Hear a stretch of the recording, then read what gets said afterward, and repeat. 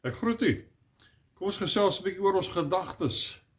Profeet vertel dat die Here hom in 'n visioen geneem het na 'n stadskern waar hy vroegoggend menigtes van mense sien beweeg na hulle werkplekke en besigheid en so voorts.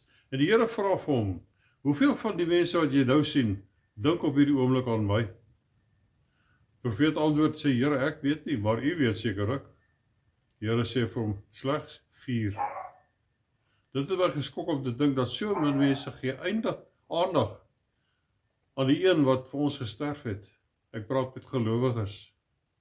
In ons vrye tyd op pad werk toe, net iewers heen, snags wanneer ons rus, wakker is, waarheen dwaal ons gedagtes?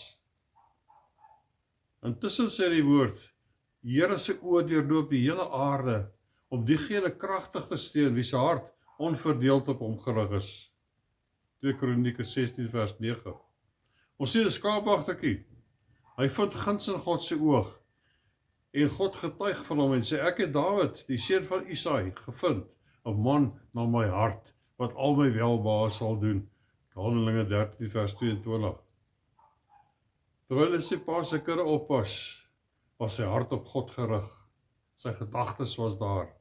Hy het lofliedere gesing, gemediteer oor God se goedheid en sy grootheid en die guns, en dit het God se hart en sy hand geraak en beweeg.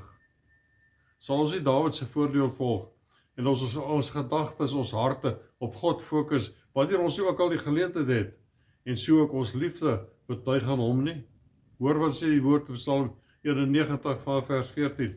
Omdat hy my lief het, sê God, daarom sal ek hom red. Ek sal hom beskerm omdat hy my naam ken.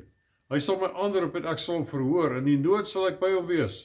Ek sal hom uitred en eer aan hom gee. Met lengte van dae sal ek hom versadig en ek sal hom my heil laat sien. Is dit nie moeite werd om ons gedagte op God te rig nie? Prys sy naam. Amen.